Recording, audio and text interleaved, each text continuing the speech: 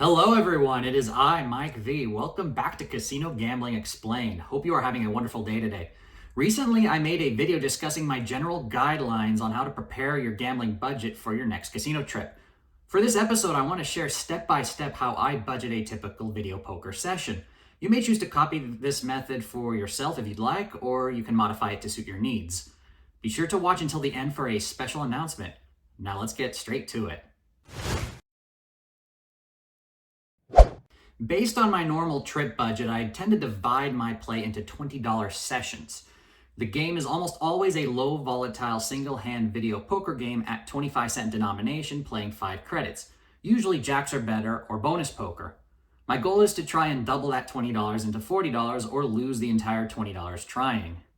I find this to be the most optimal for me.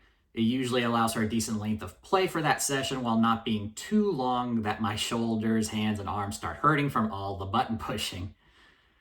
I continue playing until either of the two outcomes mentioned are reached. If I lose the $20, my session ends there and I walk away.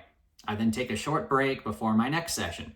I definitely recommend that you do so too, as it will help you calm down, especially if you are prone to getting excessively upset, going on tilt, or increasing your bet in frustration after a loss.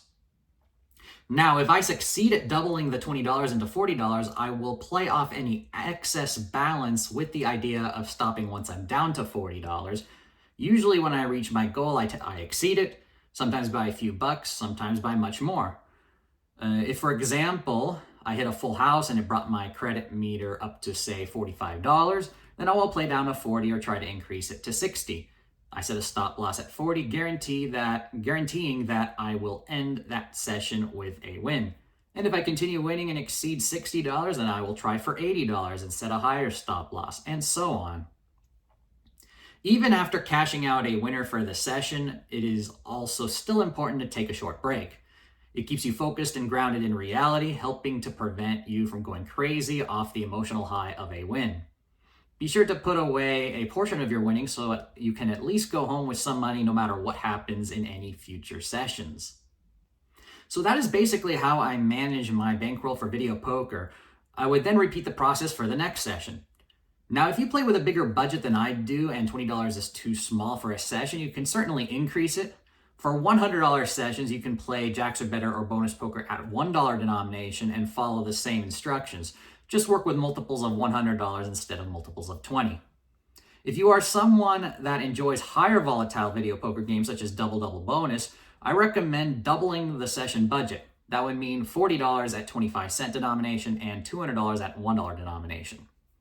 In the past, I would play double-double bonus with just 20 bucks, but I find that a 20 oftentimes does not last long enough and my session is over in just a few minutes. Before I end it off, let me share with you the special announcement that I hinted at the beginning of the video.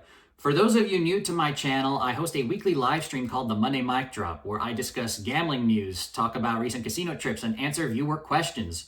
For the next episode of that stream, I will do a live practice simulation of what I just shared with you in this video.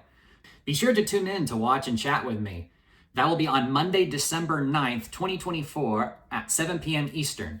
If you're not able to make it, you can still watch the replay. I'll be sure to link it to the end cards.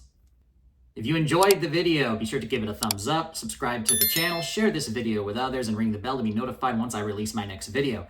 Have a great rest of your day and best of luck on your next casino trip. I'll see you next time. Go make it happen.